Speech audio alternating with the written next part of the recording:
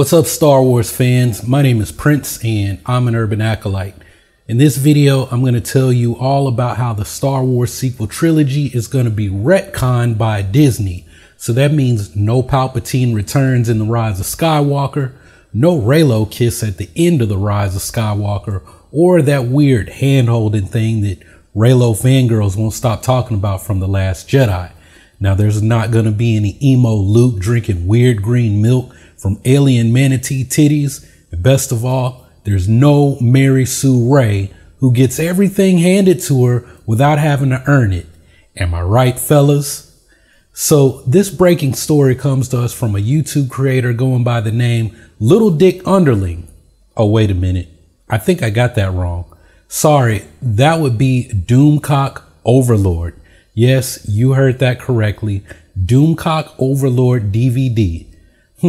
So, I mean, that really seems to be your name, huh? I mean, it doesn't sound like you're compensating for anything at all, bro. I'm sure you aren't.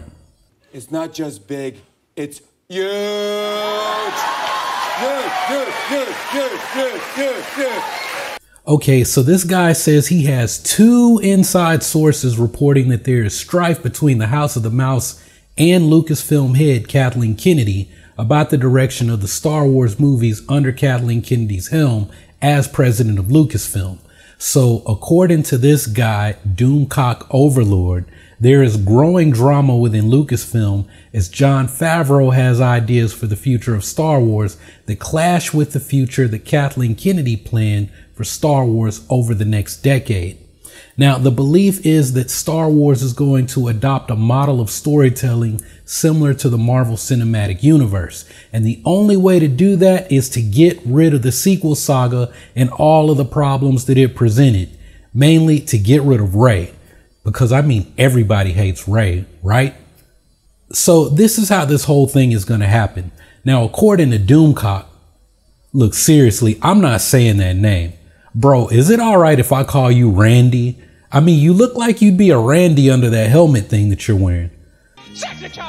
Well, I mean, it doesn't really matter because I'm going to call you Randy anyway, bro.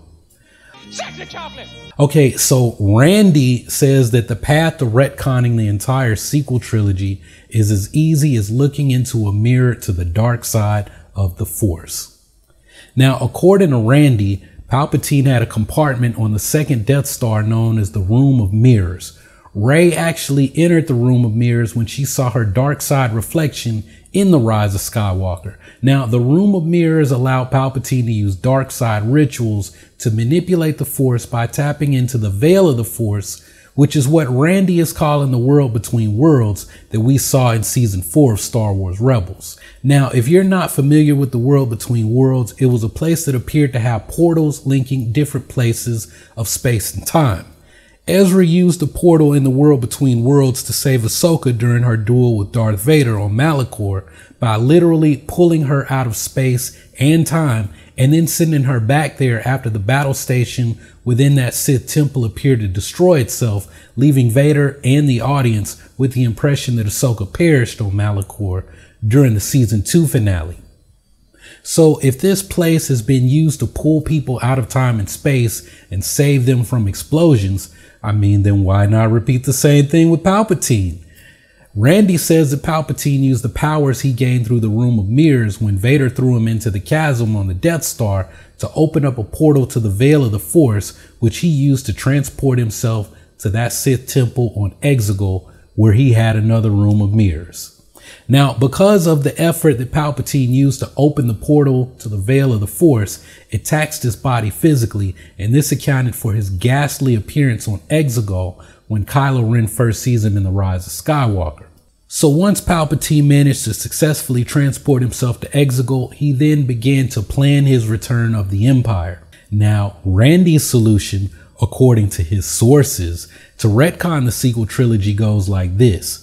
Someone is going to enter the Veil of the Force and wait on Palpatine to enter because this is a mystical place where all of time collides together. Now, once there, they'll simply ensure that Palpatine never goes to Exegol. With the Emperor's return being prevented, he dies as was originally intended, and it nullifies the events that we see in the sequel trilogy. So hey, Let's everybody give Randy a round of applause for creating, reporting this big secret from his inside sources about how the sequel trilogy is going to be retconned by Disney. Yeah. Wasn't that a good theory, y'all? That boy is good. Good and terrible.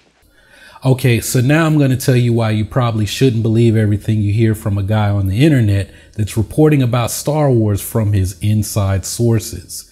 Because, I mean, there's so many credible people out there on YouTube using that line, right? So Randy explained to us how Palpatine used the Room of Mirrors to access the Veil of the Force. Except I've never heard of this thing called the Veil of the Force.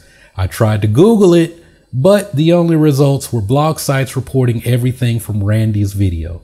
The only Veil of the Force that I know of in Star Wars is the veil from Legends that the Jedi allegedly cast across Republic space. And I believe that it was Darth Tenebris who pierced the veil, which diminished the Jedi's ability to sense ripples in the Force. And that allowed Sidious to enact the 1,000-year-old plan of the Sith Order to destroy the Jedi and take control of the galaxy. So let's give a strike to Randy for taking an idea from Legends and using it to confuse people who don't know any better. Second, Palpatine used the world between worlds to transport himself to Exegol, according to Randy's sources. Well, see, here's the thing. Palpatine obviously could not enter the world between worlds, and there was no room of mirrors. Palpatine used Sith alchemy to see into the world between worlds, the same way he used Sith alchemy to manipulate and see the Force visions that Yoda was experiencing during his trials on Korriban in the Clone Wars episodes. Palpatine was able to reach into the world between worlds when he was attached to Ezra Bridger.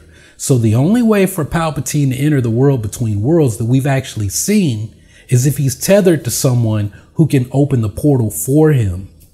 The only people who've been to the world between worlds during the original saga time period are Ahsoka and Ezra. Ahsoka Tano stayed hidden on Malachor, and Ezra's locations are unknown along with Grand Admiral Thrawn's crew aboard Thrawn's Star Destroyer. So for Palpatine to have entered the world between worlds, I mean, it's really not possible without Ezra Bridger to open the portal for him. Unfortunate. Here's the other thing. Palpatine hiding out in the world between worlds was a fan theory that was circulating heavily on Reddit last year this time. So, Randy, you basically took everything already on Reddit and used it to validate this thing that you want to happen. I mean, what does that say about the execs at Disney if they're waving their checkbooks over Kathleen Kennedy's head saying, yeah, we think these people on Reddit have a good idea for what ought to happen with Star Wars. A better idea than the people George Lucas put in place as his successors to lead Star Wars into the future. I mean, Dave Filoni is the one responsible for giving us the world between worlds. And I mean, speaking of Dave, he said that the world between worlds isn't exactly time travel. It's not some portal in the Force where you can go and start changing things around as you see fit. It's a place in the Force where all things are connected. The world between worlds is a physical representation of Indra's net, an idea in Hinduism and Buddhism. If you dangle on one of the strings of Indra's net, it changes the reflection in all of the other jewels. Ezra was able to reach into a portal and save Ahsoka because this was always going to be Ahsoka's fate. I mean, her spirit guide Morai was even there to show that this was the path for Ahsoka. Ezra couldn't save Kanan, and as Ahsoka had to remind him, Kanan sacrificed himself so that Ezra could live. The cosmic force had something in store for Ezra, which was to save Lothal and take Grand Admiral Thrawn out of the equation for the Galactic Rebellion. So I mean, hey Randy, you got strike 2 for recycling the Palpatine world between worlds theory from Reddit. And I'm just going to have to go ahead and give you strike 3 for using the old time machine explanation. That's improper use of the world between worlds concept. I mean, if someone can go back in time and stop Palpatine from going to Exegol, then what if Palpatine goes back before them to stop them from stopping him? So yeah, Randy, I'm gonna have to hand you this L, dog. On top of that, hey dog, you straight up lying about how Palpatine ends up on Exegol. The Palpatine that's on Exegol in the Rise of Skywalker was a clone. Palpatine's body was destroyed in the Return of the Jedi. If you've taken the time to read the Rise of Skywalker novel, Ray Carson explains exactly how Palpatine survived. I mean, bro, you could even watch Star Wars Theories channel. I mean, I'm pretty sure he told everyone before the book was officially released to the public. So, I mean, just for the folks that are curious, Palpatine had been sending research teams into the unknown regions for decades. I talked about this in other videos. And it's most likely that those research teams were actually Sith cultists who were conducting arcane experiments where they were combining Sith alchemy with cloning techniques learned from the labs on Kamino. When Palpatine was thrown overboard by Vader, he transferred his conscience into a clone host that was there on Exegol, so it was essence transfer. That clone body was unable to contain his essence, and after 30 years, it required all kinds of life support systems, just like we saw in the movie, to keep Palpatine alive. I mean, Randy, all you had to do was open a book or even hop on Wikipedia for the explanation. But instead, you posted this video with the intentions of going viral by taking advantage of the pocket of people who either hate Rey, hated the sequel saga, and they won't take the time to check what you're saying. I mean, there are people who have legitimate inside contacts at Lucasfilm, and they've been breaking stories for years. How come the only people reporting your inside source material are sites like Cosmic Book News and We've Got This Covered? These sites have no credibility and like posting clickbait articles that are only believed by people who either don't know any better or they like spreading this same nonsense. I mean, like, seriously, bro, if Mike Zero is the dingleberry of the Star Wars community, you gotta be the turd. I mean, I took one look at your channel and every video is, what's wrong with this movie? Why this show sucks? How Star Wars is terrible and Kathleen Kennedy should be fired? Why there's a civil war going on at Lucasfilm? I mean, everyone has a reason for why they do what they do here on YouTube, and there's obviously an audience for your material. All I can say is good luck with your channel and your content, but I have a question for you. What are your plans for when the day comes that people realize that there's no actual substance to the crap that you're saying? What do you plan to do when enough people come along to take apart your theories and your arguments the way I'm doing right now? And hey, Randy, you can free to let me know, homie, but if you come for the prince, dog, you better come correct because I just made pad thai out of your little Star Wars leak. So that's really all I got to say for this one, but I'd like to hear from you guys. After everything I just presented here, what do you think about the future of Star Wars? Would you like to see the sequel saga retconned, or do you think Lucasfilm should focus on the Disney Plus shows and let the smoke clear for a few years before we pick up with the stories of Rey, Finn, and Poe Dameron?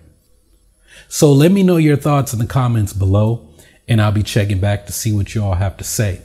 Also, if you guys love when I debunk fan theories, check back for my next theory debunk when I talk about this new one gaining steam about why Luke Skywalker is the rightful owner of the Darksaber. It's a pretty interesting one that'll be fun to deconstruct. And while you wait on my next video, yo, be sure to check out my video on the Ahsoka Tano Mandalorian spin-off shows, or you can check out my video on Rey and Finn starting a new Jedi Order in the future. But that's all I got for this video, so thanks for watching. Y'all keep on breathing, and may the force of others be with you, always.